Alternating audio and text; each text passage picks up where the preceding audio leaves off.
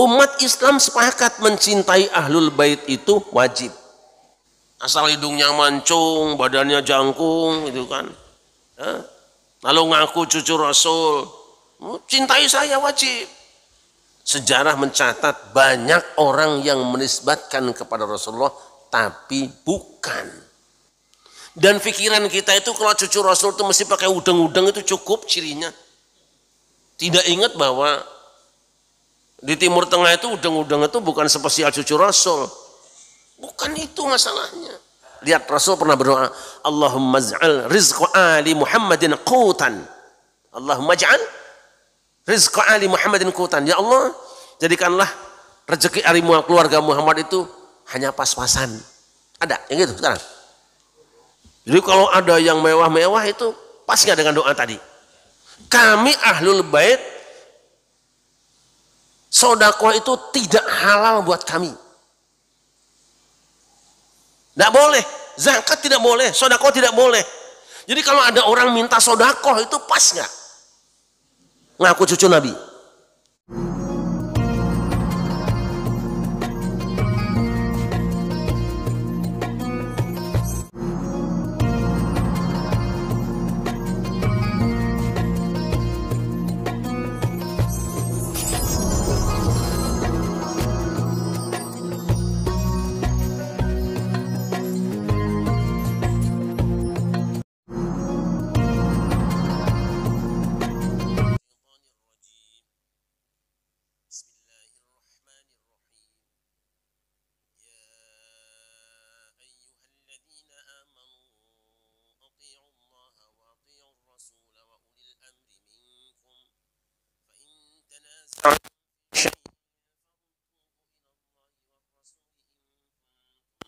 Nuna billahi wal yaqinu ahsanu ta'wila. Bismillahirrahmanirrahim. Wahai orang-orang yang beriman, taatilah Allah dan taatilah Rasul dan ulil amri minkum, pemegang kekuasaan di antara kamu. Kemudian jika kamu berbeda pendapat tentang sesuatu, maka kembalikanlah kepada Allah, Al-Quran dan Rasul sunnahnya. Jika kamu beriman kepada Allah dan hari kemudian, yang demikian itu lebih utama bagimu dan lebih baik akibatnya. Ayat ini dimulai dengan ya ayyuhalladzina amanu, hai orang-orang yang beriman, yang itu artinya khitab selanjutnya hanya berlaku bagi orang-orang beriman. Sudah sering saya jelaskan, apabila ada nida ya ayyuhalladzina amanu, ya ahlal kitab, ya ayyuhal kafirun, itu biasanya disusul dengan salah satu di antara tiga. Ada perintah untuk melakukan, atau ada larangan untuk meninggalkan, atau ada informasi penting yang perlu mendapat perhatian. Itu tiga. Insyaallah di dalam Al-Quran cuma itu, tiga bentuk. Nah, pada ayat ini seruan hai orang-orang yang beriman itu disusul dengan perintah. Tiga perintah. Satu, taatilah Allah, manut marang Gusti Allah. Yang kedua, taatilah Rasul. Dan yang ketiga, ulil amri di antara kamu semua.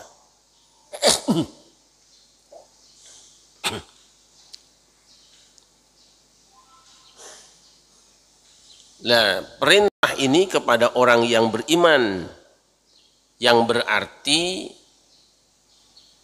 seluruh orang beriman, baik yang pernah bertemu dengan Rasulullah maupun yang tidak pernah bertemu dengan Rasulullah, ila yaumil qiyamah, sampai hari kiamat, wajib mengamalkan perintah yang ada di dalam ayat ini. Berarti termasuk juga kita dan orang-orang yang hidup sezaman dengan kita masuk di dalamnya. Perintahnya jelas, taati Allah, taati Rasul, dan ikuti ulil amri di antara kamu. Fa in tanaza'tum fi syai'in, jika kamu semua orang yang beriman, baik generasi awal maupun generasi selanjutnya, berselisih pendapat, bersengketa di dalam satu masalah, jalan keluarnya adalah farudduhu ilallahi war rasul, kembalikan kepada Allah dan Rasulnya. Nah, kita tahu kalau zaman Rasul masih hidup mah kembalikan kepada Allah dan Rasulnya gampang. Begitu bicara dengan Rasul turun ayat, atau begitu bicara dengan Rasul langsung beliau jelaskan. Tetapi hari ini beliau sudah wafat, sudah tidak ada lagi nabi, tidak ada lagi rasul, lalu kemana? Maka para ulama memaknai kembalikan kepada Allah dan Rasulnya itu kembali kepada apa yang telah diturunkan oleh Allah dan kembalikan kepada apa yang pernah diucapkan atau dilakukan Rasulullah Shallallahu Alaihi Wasallam. Nah, yang diturunkan Allah itu adalah Al-Quran. Yang diucapkan dan dilakukan Rasulullah itu adalah sunnah. Di sini. Maka para ulama mengartikan kembalikan kepada Allah dan Rasulnya itu maksudnya apa? Kembali kepada Al-Quran dan As-Sunnah. Ini sejalan dan diperkuat oleh sejumlah hadis. Di antaranya yang paling kita ingat adalah hadis taraktu fikum amroini lan tadillu ma in tamassaktum bihima kitaballahi wa sunnata rasulih. Aku tinggalkan di tengah kamu dua perkara. Selama kamu semua berpegang teguh kepada keduanya, maka kamu tidak akan tersesat selamanya, yaitu kitabullah dan sunnah rasulnya. Nah, udah selesai. Wajib berpegang teguh kepada Al-Quran dan sunnah atau Quran dan hadis. Dua itu pegangan umat Islam garis besarnya. Belakangan dan sebenarnya sudah lama saya sempat menyaksikan sebuah video ya, yang seakan-akan menafikan kewajiban berpegang teguh pada as-sunnah. Karena apa? Ada hadis yang redaksinya sama dengan yang tadi, tapi ujungnya berbeda. Taraktu fikum ma in tamassaktum bihi lan tadillu abadan. Kitaballahi wa itrati ahla baiti.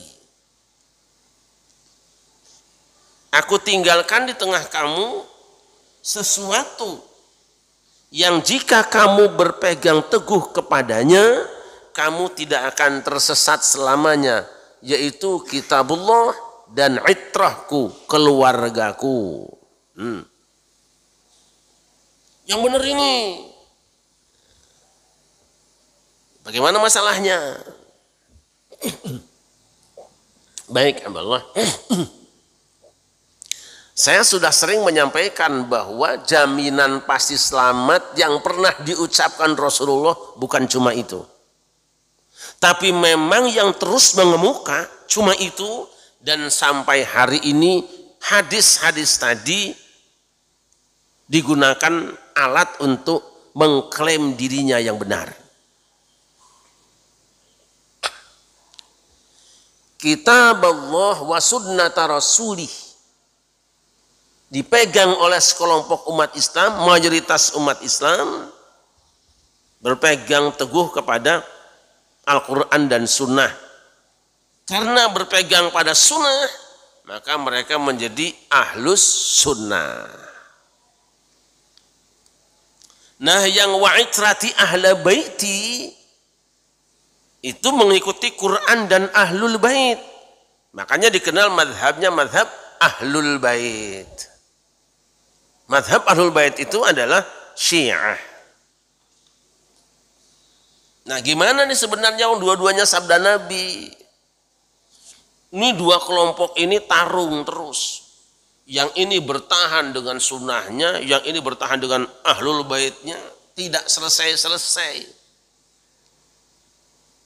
Nah, mari kita renungkan bareng-bareng.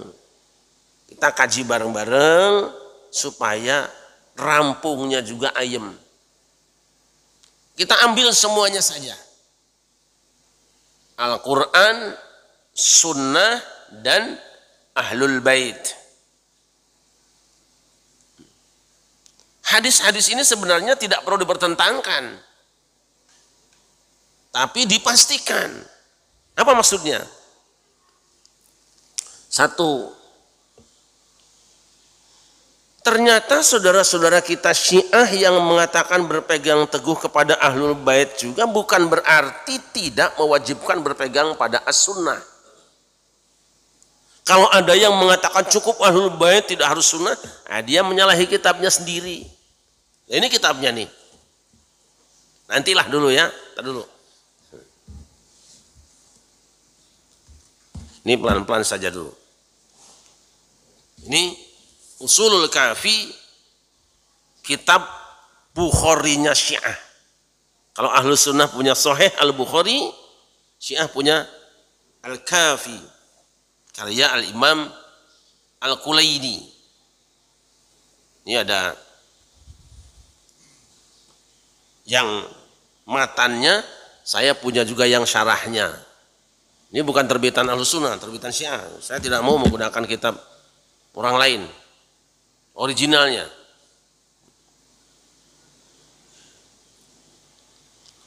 Nah, ini dalam kitab Ushulul Kafi pada juz pertama halaman 123 dan seterusnya.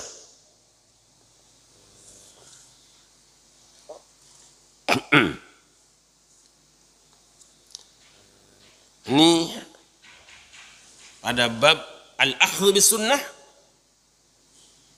wa syawahidil kitab. Tadi itu.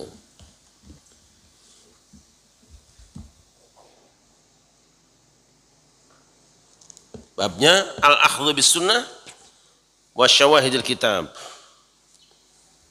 Saya ambil yang hadisnya sahih saja. Karena di Kulaini ini di apa namanya? Al-Kafi, walaupun penyusunnya itu mengklaim hadisnya sahih semua, tetapi setelah ditahqiq oleh diantaranya Syekh Muhammad Baqir Al-Majlisi, ternyata banyak yang tidak sahih, bahkan ada yang dianggap maudhu. Nah, Saya baca hadis yang oleh Syekh Muhammad Bakir Al-Majlisi dalam kitab Mir'atul Uqul. Mir'atul Uqul ini syarah ini. Syarahnya. Yang dianggap sahih.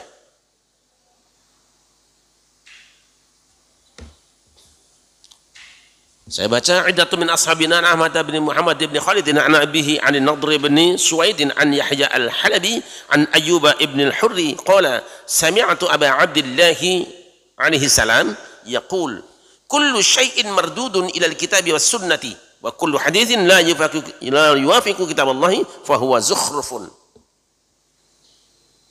Teksnya saja, aku mendengar Abu Abdullah berkata, kullu syai'in, segala sesuatu itu mardudun, dikembalikan ilal kitab was sunnati, kepada Alkitab dan as-sunnah. Sunnah dia sebut. Wa kullu hadithin la yuwafiqu kitab Allah, dan setiap hadis yang tidak sesuai dengan kitab Allah fahuwa zukhrufun, itu omongan manis tapi tidak bernilai. Zukhrufal qawli ghurura. Itu. Ini jelas bahwa berpegang teguh kepada sunnah itu wajib menurut ulama Syiah di dalam riwayat hadis mereka.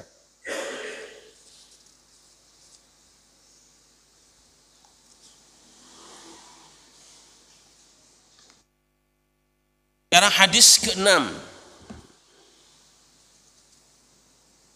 Sami'tu Aba Abdullah yaqul man khalafa kitab Allah sunnata Muhammadin faqad kafar. Man, siapa saja orangnya khalafa, yang menyelisihi kitab Allah, akan kitab Allah, wa sunnata Muhammadin, dan sunnah Muhammad sallallahu alaihi wasallam, faqad kafar, benar-benar telah kafir. Siapa yang berseberangan dengan Al-Qur'an dan sunnah, kafir dia. Ini hadisnya majhulun kas sahih. Majhul tapi seperti sahih. Hadis nomor 8, sama dengan sini 8 juga. Ini hadisnya hadis sahih. Iddatu min ashabina an Ahmad bin Muhammad bin Khalid an Ismail ibn Mihran an Abi Sa'id al-Qammati wa Salih ibn Sa'id an Aban ibn Taghlib an Abi Ja'far alaihi salam annahu su'ila an mas'alatin fa'ajaba fiha faqala rajulun innal fuqaha la yaquluna hadha faqala ya wahika wa hal ra'aita faqihan qat innal faqiha kul faqihi az-zahidu fid dunya ar-raghibu bil akhirah al-mutamassiku bi sunnatin nabi sallallahu alaihi wasallam. Abu Ja'far ditanya tentang satu masalah, kemudian beliau menjawab. Lalu ada orang yang mengatakan, tapi para fuqaha tidak seperti itu pendapatnya. Lalu apa kata Abu Ja'far? Celaka kau. Apakah kamu tahu siapa faqih itu? Seorang fuqaha, seorang faqih itu siapa? Innal faqiha haqqal faqih, seorang faqih yang sebenar-benarnya itu siapa? Az-zahidu fid dunya, orang yang zuhud dalam perkara dunia, ar-raghibu fil akhirah, orang yang bersemangat mencari akhirat, dan al-mutamassiku bisunnatin nabi sallallahu alaihi wasallam, orang yang berpegang teguh kepada sunnah nabi. Ini dalil wajibnya berpegang teguh kepada as-sunnah dalam kitab Syiah. Jadi tidak bisa dipertentangkan, berpegang teguh pada Quran dan sunnah adalah wajib, sama baik ahlus sunnah maupun Syiah. Saya tidak akan bahas perbedaan keduanya, nanti panjang sekali. Jadi kesimpulannya bahasan kita adalah 3. Quran, sunnah, dan ahlul bait. Saya termasuk yang tidak mau repot. Enaknya begini. Benar kita wajib berpegang teguh pada Quran, benar. Benar kita wajib berpegang teguh pada as-sunnah, benar. benar kita wajib berpegang teguh pada ahlul bait? Ya, tentu harus ada kepastiannya. Mengapa? Dulu Al-Quran pernah ramai. Banyak orang yang melaporkan ini ayat Quran, ini ayat Quran, ini ayat Quran. Tapi para ulama punya rumusan. Kapan sebuah bacaan itu dianggap sah sebagai Al-Quran? Itu diuji dengan 3 persyaratan. 1, riwayatnya sampai kepada kita secara mutawatir, informasinya itu mutawatir. Yang kedua, sesuai dengan salah satu wajah di dalam ilmu nahwu, dalam bahasa Arab, sesuai dengan kaidah bahasa Arab. Dan yang ketiga, sesuai dengan Rosam Uthmani. Ini nanti kita punya bahasan tersendiri tentang ini. 3 ini, begitu dilaporkan ada tulisan bahwa ini ayat Al-Quran, ada bacaan bahwa ini adalah Al-Quran, diuji oleh para ulama. Di Quran itu banyak dulu itu. Kesimpulannya apa? Dengan persyaratan yang dibuat para ulama tadi, akhirnya disimpulkan oleh Ibnu Mujahid bahwa qiraat yang dianggap sah adalah qiraat jumlahnya ada 7. Yang kita sebut dengan qiraat sabah. Bacaan yang lain stop. Walaupun itu teks ayatnya ada di dalam Sahih Al-Bukhari, tetapi karena ada persyaratan lain yang tidak masuk, yang bacanya cuma 2-3 orang, tidak mutawatir, atau tidak sesuai dengan bahasa Arab, atau tulisannya tidak sama dengan standar Rosam Utsmani, maka ditolak kequranannya. 7 qiraat dengan masing-masing 2 riwayatnya. Berkembang kemudian pada zamannya Ibnu Jazari, bukan 7 lagi. Setelah dikaji ulang seluruh dunia, riwayat-riwayat orang yang baca Quran di mana-mana, yang bisa dibenarkan ada 10 qiraat. Al-qiraatul ashr. Dah, selesai. Jadilah diantaranya Al-Quran ini, dulu Al-Quran bukan cuma segitu. Beredar banyak bacaan. Walaupun sahih tapi ahad. Tidak mencapai mutawatir, ditolak. Nah, di antaranya bahasannya ini. Asy-syabahah fil qiraat. Ini membahas bacaan-bacaan yang tidak diterima Quran. Padahal juga ada di kitab hadis sahih. Nah, kita boleh baca surat Asy-Syams ya. Surat Al-Lail. Silakan baca. Wal-laili idza yaghsha. Bukan terjemahnya ya. Bismillahirrahmanirrahim. Wal-laili idza yaghsha wan-nahari idza tajalla wa ma khalaqadz-dzakara wal-untha. Stop, sudah cukup. Wa ma khalaqadz-dzakara wal-untha. Ada yang melaporkan bahwa Rasulullah bacanya enggak seperti itu. Tapi bacanya wadzakari wal untha. Beda ya. Hilang ma khalaqa. Jadi katanya Rasul bacanya wadzakari wal untha. Ini ada keterangannya di dalam kitab Sahih Al-Bukhari. Sahih hadisnya. Tapi tidak bisa naik menjadi Al-Quran yang dibaca dan masuk dalam mushaf. Karena apa? Tidak memenuhi syarat yang 3.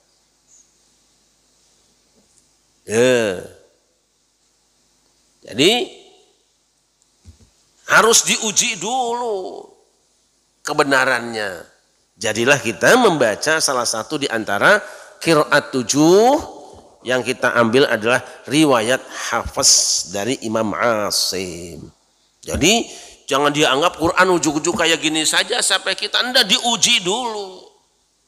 Inilah yang sesuai dengan zaman Rasulullah, yang pernah dibaca Rasulullah, tapi pernah muncul banyak sekali bacaan-bacaan.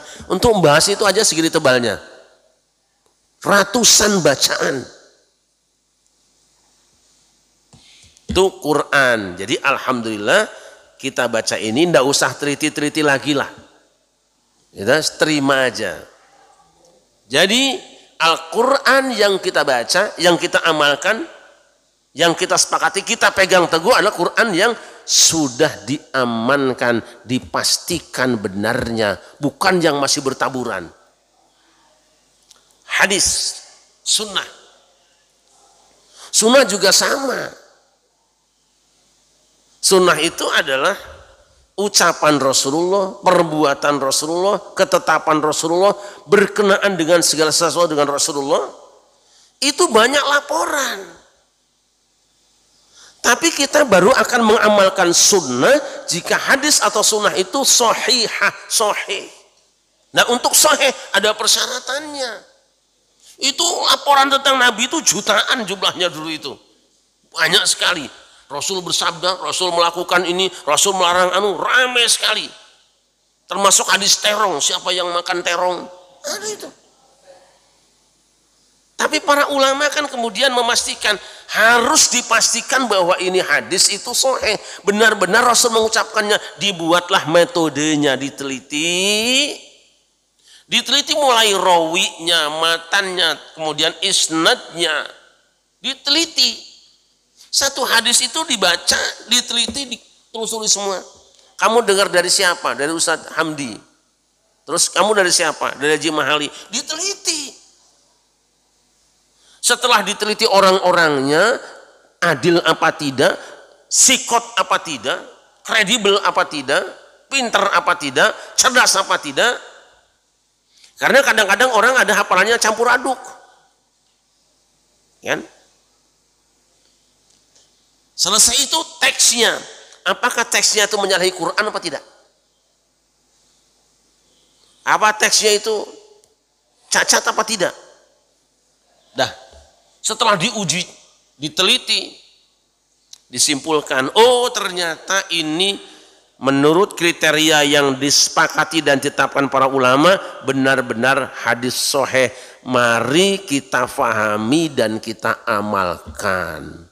Lu ternyata hadis ini palsu toh, maka hadis ini kita buang. Jadi berpegang teguh pada sunnah juga, ada teknisnya apa? Pastikan bahwa sunnah itu memang benar. Kedua, yang ketiga sama, berpegang teguh kepada ahlul bait atau mengikuti ahlul bait, mahabbah ahlul bait. Umat Islam sepakat mencintai ahlul bait itu wajib. Walaupun nanti berbeda siapa yang dimaksud dengan ahlul bait, tapi memang mayoritas berpendapat bahwa masih dikategorikan dzurriyyah ahlul bait adalah cucu Rasulullah dari Al Hasan dan Husain atau dari Ali bin Abi Thalib. Tapi apakah setiap orang yang melaporkan bahwa ini cucu Rasulullah itu diterima? Tidak.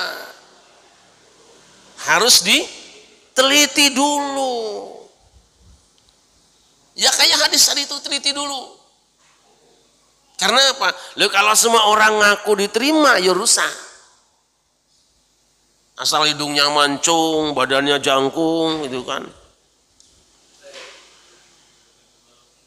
Ada? Lalu ngaku cucu Rasul, cintai saya wajib. Diteliti. Nah, sejarah mencatat banyak orang yang menisbatkan kepada Rasulullah tapi bukan. Ya memang karena kita selama ini tertidur pulas, jinak bobokan, dan pikiran kita itu kalau cucu Rasul itu mesti pakai udeng-udeng itu cukup cirinya. Tidak ingat bahwa di Timur Tengah itu udeng-udeng itu bukan spesial cucu Rasul. Gitu. Lalu ketika ada orang yang mencoba menganalisa nasab silsilah seseorang, itu kita nolaknya pakai udeng-udeng. Dia kan pakai udeng-udeng. Dia ngajinya selawatnya bagus. Bukan itu masalahnya. Benar kata orang, supaya kita tidak salah mencintai. Rasul perintahkan mencintai Ahlul Bait, kita punya cinta akan kita tumpahkan ke dia. Tapi pastikan bahwa pengakuannya benar. Gitu loh. Nah, terus para ulama juga mengambil kriteria. Ya, pastikan. Ketika ada pendapat bahwa ini adalah mazhab Ahlul Bait, kita teliti. Apakah benar seperti itu fikihnya Ahlul Bait? Kita teliti, tidak apa-apa, boleh. Penisbatan pendapat itu kepada Ahlul Bait benar apa tidak? Itu penting. Nah, itu sebenarnya. Sebab kita tidak mau baca Quran tapi Quran palsu. Kita tidak mau mengamalkan hadis-hadis palsu. Pun kita tidak mau mencintai Ahlul Bait tapi Ahlul Bait itu masalahnya. Yang tahu ini benar apa tidak ada ahlinya semua. Nah, kita orang awam nggak usah ikut campur lah. Saya campur. Ada dewek-dewek ahli ini. Saya tidak percaya dengan ini, ya diskusi. Ya? Gak mungkin lah masa firman Allah kayak gini, teklor ini. Diskusi kepada ahlinya. Hadis ini gak mungkin, doif ini pasti sahih. Real. Ini sisanya pasti benar, ayo diskusi. Debat terbuka kalau perlu. Itu seperti itu. Jadi jangan pertentangkan antara sunnah dengan Ahlul Bait. Tidak ada pertentangan. Ada memang persoalan. Indikator hadis itu sahih ada. Tanda-tanda hadis itu palsu ada. Pun tanda-tanda Ahlul Bait palsu ada. Maka para ulama mengatakan yang dimaksud dengan Ahlul Bait yang wajib diikuti adalah yang alimnya. Lah kalau sama yang bodoh mau ngaji apa? Mau sholat sama orang bodoh? Gitu loh. Yang mana? Yang baik akhlaknya dan mencontoh Rasulullah dalam kehidupannya. Wis. Ayo kita lihat Rasul pernah berdoa, Allahumma ja'al rizqa ali Muhammadin qutan. Allahumma ja'al rizqa ali Muhammadin qutan. Ya Allah, jadikanlah rezeki ali keluarga Muhammad itu hanya pas-pasan. Ada yang gitu sekarang?